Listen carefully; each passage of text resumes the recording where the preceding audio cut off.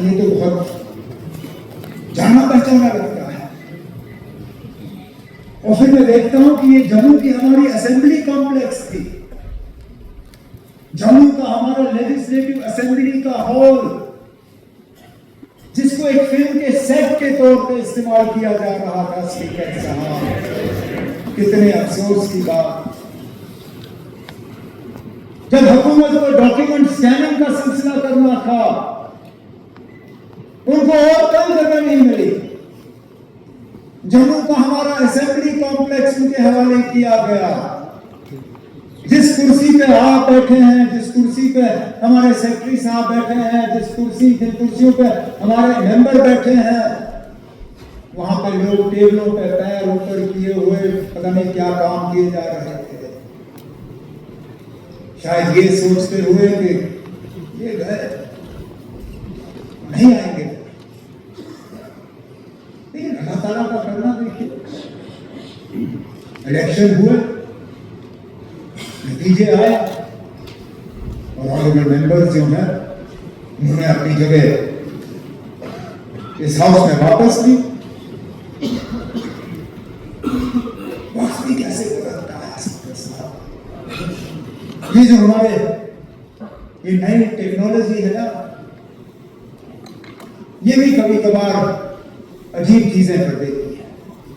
इन phone में एक आदत है, ये पुरानी तस्वीरें आपको याददाश्त के तौर पे जो है सुबह सुबह वो स्क्रीन पे आ जाते हैं कि 1 साल पहले आप ये कर रहे थे, 2 साल पहले आप ये कर रहे थे।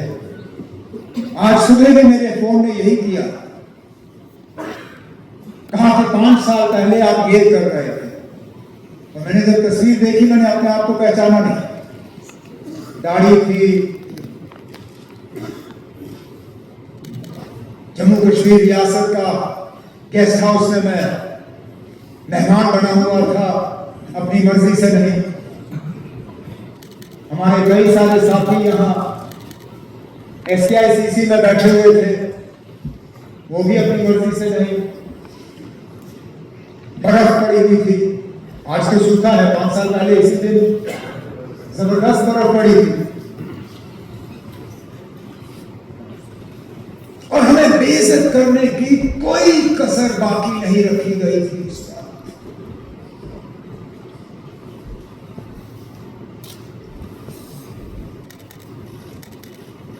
मेरी बहन मुझसे मिलने आना चाहती थी उस गेस्ट हाउस में, एक अफसर से इजाजत लेनी थी सेक्रेटेरिएट में। बाहर वाले गेट से उनको उतरवा के उनके जेब बैग सारा खाली करवा के फिर थोड़ी ना, वो हालात ऐसे थे कि नहीं।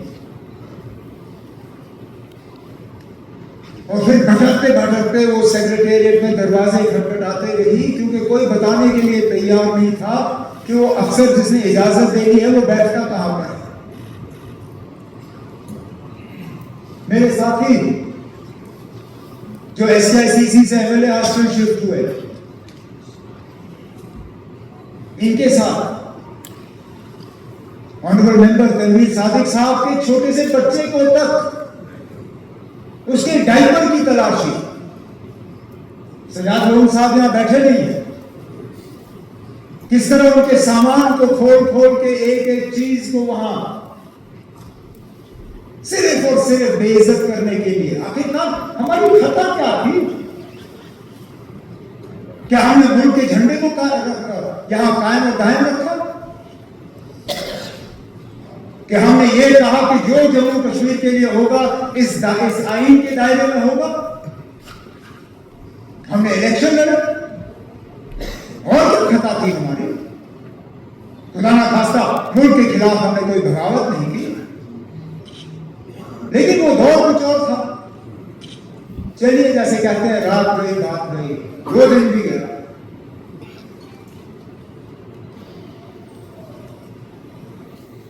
आज एक नई शुरुआत, इसलिए जिन चीजों का मैंने अभी जिक्र किया शायद दोबारा कभी करूंगा नहीं, क्यों जरूरत नहीं। मैं उन लोगों में से नहीं हूं जो हमेशा पीछे मुड़ के देखे। मेरी नजर आगे की तरफ है, मेरी नजर पीछे की तरफ नहीं, मंजिल की तरफ है, और इंशाल्लाह तेजी से मंजिल की तरफ चलता रहा। मैं अगर खड़ा हूं आज यहां तो एलजी साहब का, ऑनरेबल लेफ्टिनेंट गवर्नर साहब का शुक्रिया करने के लिए जो खुतबा उन्होंने यहां इस हाउस के सामने पेश किया। हम चाहते थे कि तफसीलन एक बहस हो, एक डिस्कशन हो, जिसमें हर तरफ से ऑनरेबल मेंबरान हिस्सा लें, अपनी बात सामने रखें। हम चाहते थे कि जो ऑनरेबल लेफ्टिनेंट गवर्नर साहब की तरफ से अगले साल का एजेंडा रखा गया, हमारे मैनिफेस्टो के हवाले से, हमारे जो लोगों के साथ किए गए वादे हैं उसके हवाले से, उस पर बात हो। हम चाहते थे कि लेफ्टिनेंट गवर्नर साहब के खुतबे में जो खासकर कॉन्स्टिट्यूशनल सेफगार्ड्स के हवाले से जो उन्होंने जिक्र किया, जो रेस्टोरेशन ऑफ स्टेटहुड के हवाले से जिक्र किया, मैं चाहता था कि उस तरफ जो हमारे ऑपोजिशन के मेंबरान हैं, मैं उनसे सुनना चाहता था कि चलिए कॉन्स्टिट्यूशनल सेफगार्ड्स उनको नहीं चाहिए, पता नहीं क्यों नहीं चाहते हैं वो। स्टेटहुड पे मैं उनसे सुनना चाहता था कि उनकी क्या सोच है, क्या इरादे हैं उनके। लेकिन बहस के बजाय यहां हमें ड्रामा तो देखने को मिला। कोई कुर्सी पे खड़ा, कोई टेबल पे खड़ा, कोई यहां हमारे रिपोर्टर्स के टेबल पे, तो कुछ ने तो सेक्रेटरी साहब के टेबल पे भी नहीं छोड़ा। मैं अपनी जगह मान के चलता हूं कि वोटर इन चीजों को पसंद नहीं करता, और मेरा तजुर्बा रहा है कि हुकूमत के लिए सबसे आसान काम तब होता है जब हाउस में शोर होता है, क्योंकि हम जवाबदेह बनते नहीं। मैं जब मरकज में वाजपेयी साहब की हुकूमत में वजीर था, मैं बेसब्री से उस दिन हाउस में शोर का इंतजार करता था जिस दिन मुझे सवाल के जवाब देने होते थे। हुकूमत के लिए शोर शराबा सबसे अच्छी चीज है, क्योंकि हमें फिर किसी चीज का जवाब नहीं देना होता। जिन लोगों ने शोर शराबा करके यहां से चले गए, वो तो अपनी जिम्मेदारी निभाने में फेल हुए।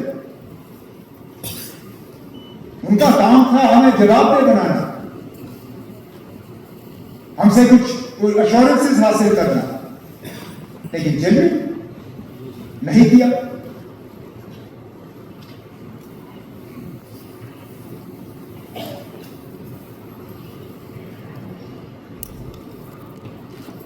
स्पीकर साहब, पिछली बार जब हम इस हाउस में मिले थे, आखिरी बिजनेस जो रेजोल्यूशन के तौर पर हाउस ने उस वक्त पास किया, मुझे और मेरे कुछ साथियों को अच्छी तरह से याद होगा। वो रेजोल्यूशन था जिससे हमारी फाइनेंशियल ऑटोनॉमी पूरी तरह से तहस नहस कराई गई। हमें जो अपने टैक्स लगाने के इख्तियारात थे वो हमसे छीने गए। हमें जीएसटी का वो निजाम जो है हमारे ऊपर ठोसा गया। हमने चीखा, चिल्लाया, एहतजाज किया, शोर किया। मैं उस वक्त उस तरफ था, बहुत कोशिश की कि ना हो। मेरे कुछ साथी जो यहां मेरे साथ बैठे हैं, हमने टेबल थपथपाए, जितना हमसे हो सका हमने किया, क्योंकि हम जानते थे इसका नतीजा क्या होगा। और इसका नतीजा आखिरकार 5 अगस्त 2019 ही निकला। जिसमें जो बचा कचा था वो भी हमसे लिया गया। आज जो लोग यहां रेजोल्यूशन के हवाले से बात करते हैं और बैनर और पोस्टर उठाते हैं, उनको तो पहले अपने गिरेबान में जान के देखना चाहिए कि उन्होंने यहाँ इस हाउस में क्या किया था जब वो पिछली बार यहाँ पे थे। बड़ा आसान है 370 के हवाले से अब बात करना। जब बचाने का मौका था तब क्या किया, जब रोकने का मौका था तब क्या किया, तब तो मिली भगत की इन लोगों के साथ। तब तो हुकूमत चलाने के लिए कि कॉम्प्रोमाइज लफ्ज इस्तेमाल करते हैं। कॉम्प्रोमाइज करना कोई इनसे सीखे? कब कॉम्प्रोमाइज नहीं किया इन्होंने?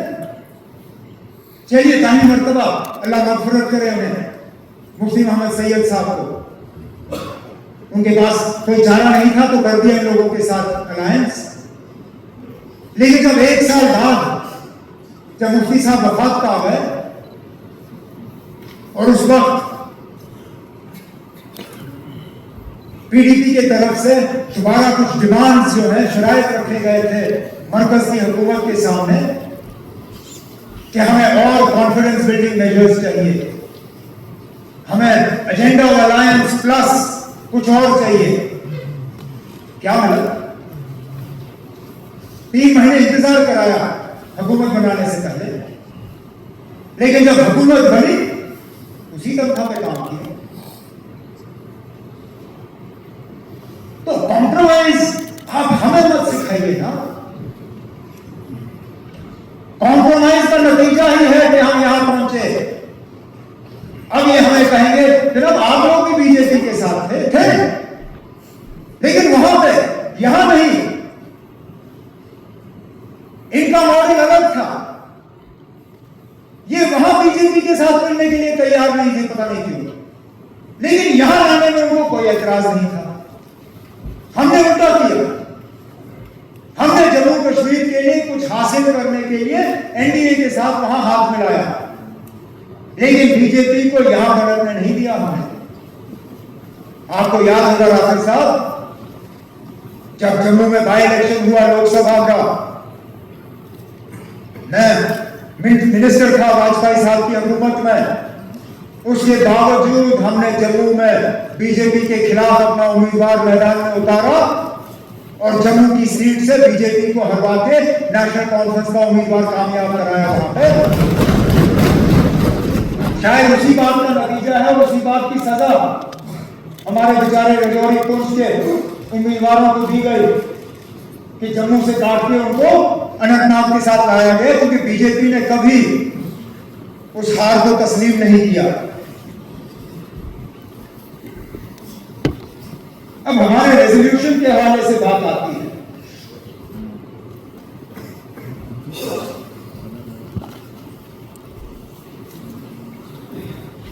कहते हैं कि this resolution is a compromise. कहां का कॉम्प्रोमाइज था? पहले दिन तो इसी रेजोल्यूशन को लेकर ये सब टेबल थपथपा रहे थे। चलिए अगर उस वक्त माहौल में गर्मी में एहसास नहीं हुआ, 10-15 मिनट के बाद तो पढ़ा होगा।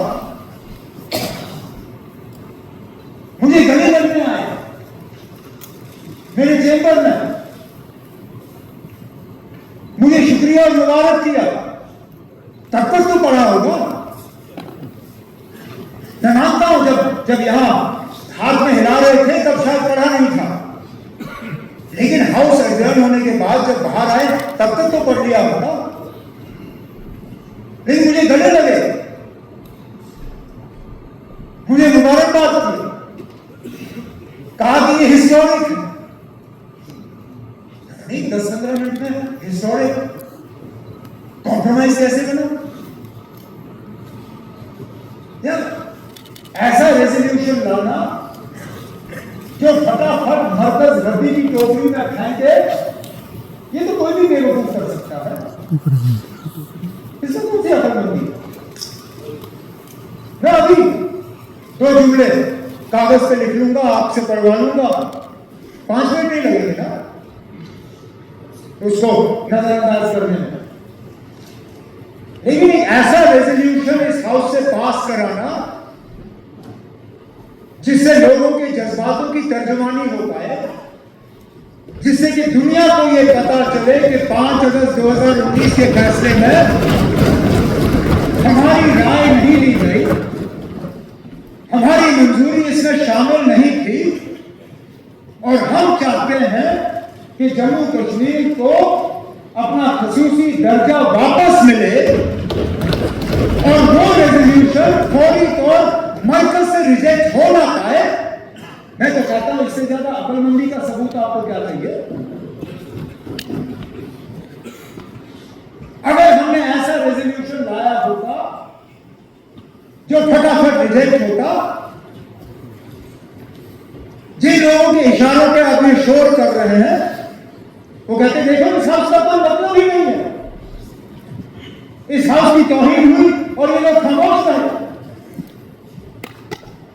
Jammu Kashmir assembly is powerless. बेहतर है ये लोग घर जाके बैठे हैं, इनका कोई मतलब ही नहीं।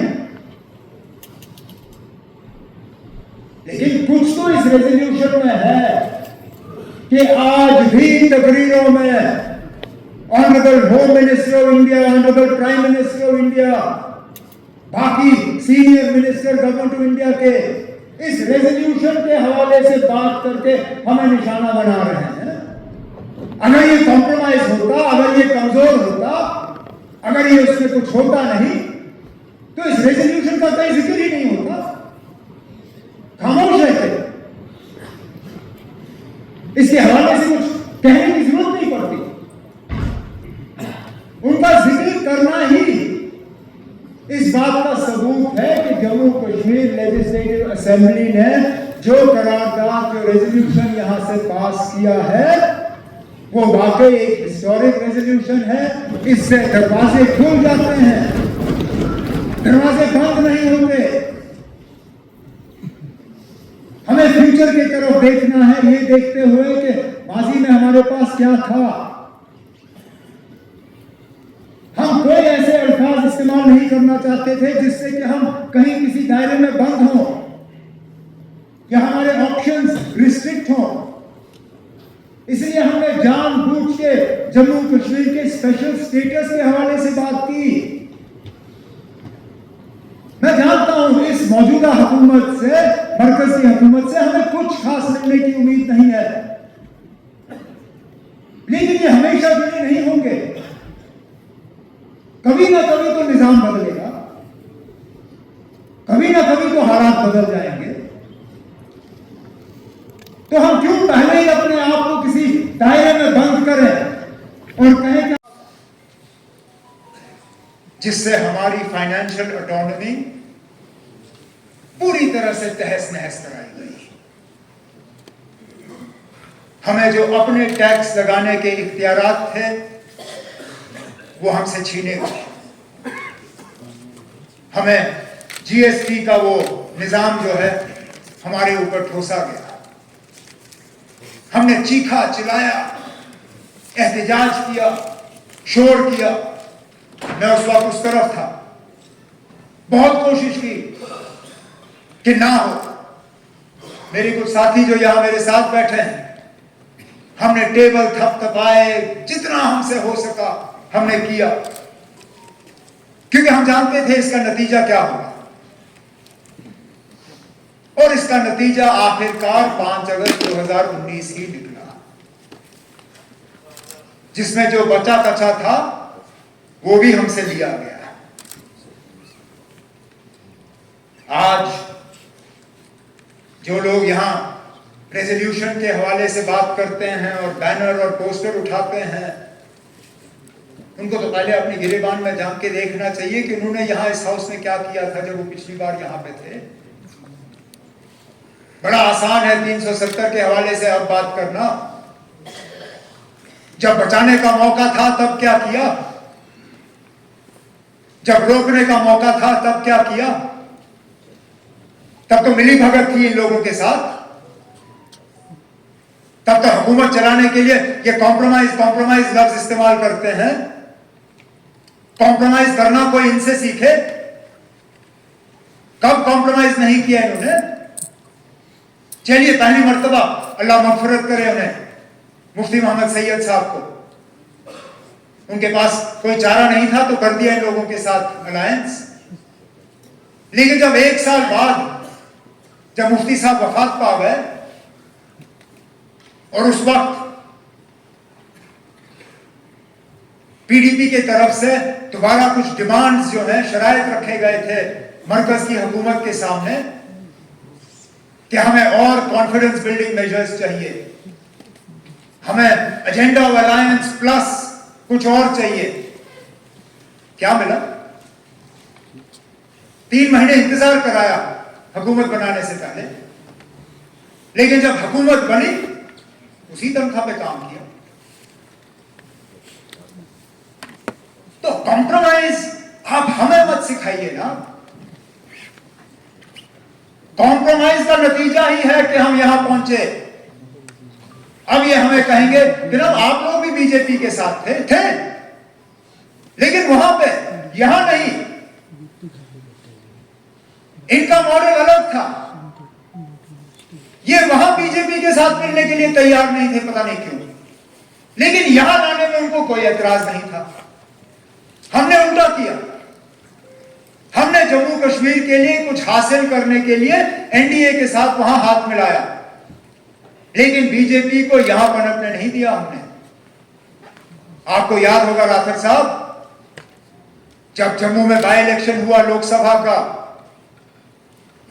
मैं मिनिस्टर था वाजपेयी साहब की हुकूमत में, उसके बावजूद हमने जम्मू में बीजेपी के खिलाफ अपना उम्मीदवार मैदान में उतारा और जम्मू की सीट से बीजेपी को हरवा के नेशनल कॉन्फ्रेंस का उम्मीदवार कामयाब कराया वहां पे। शायद उसी बात का नतीजा है, उसी बात की सजा हमारे बेचारे रजौरी पुंछ के उम्मीदवारों को दी गई कि जम्मू से काट के उनको अनंतनाग के साथ लाया गया, क्योंकि बीजेपी ने कभी उस हार को तस्लीम नहीं किया। अब हमारे रेजोल्यूशन के हवाले से बात आती है।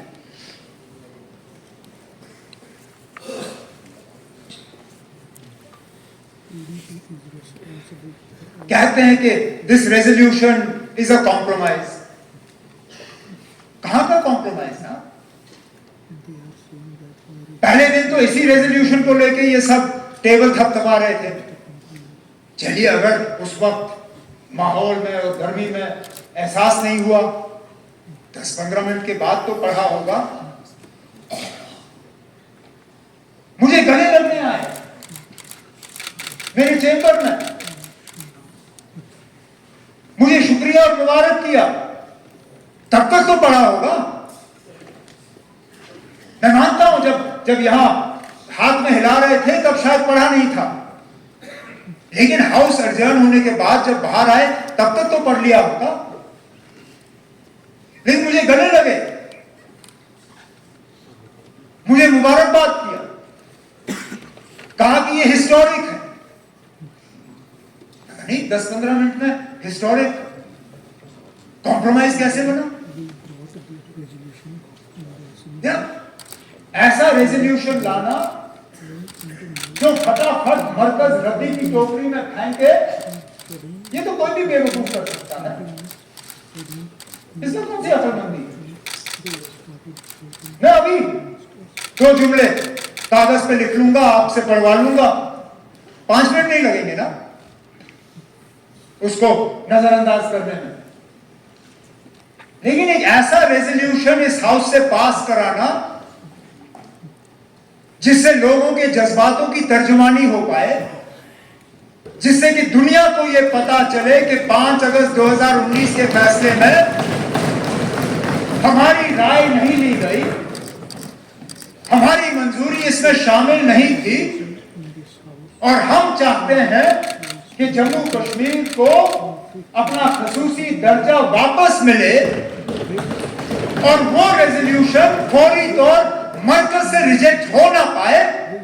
मैं तो कहता हूं इससे ज्यादा अक्लमंदी का सबूत आपको क्या चाहिए?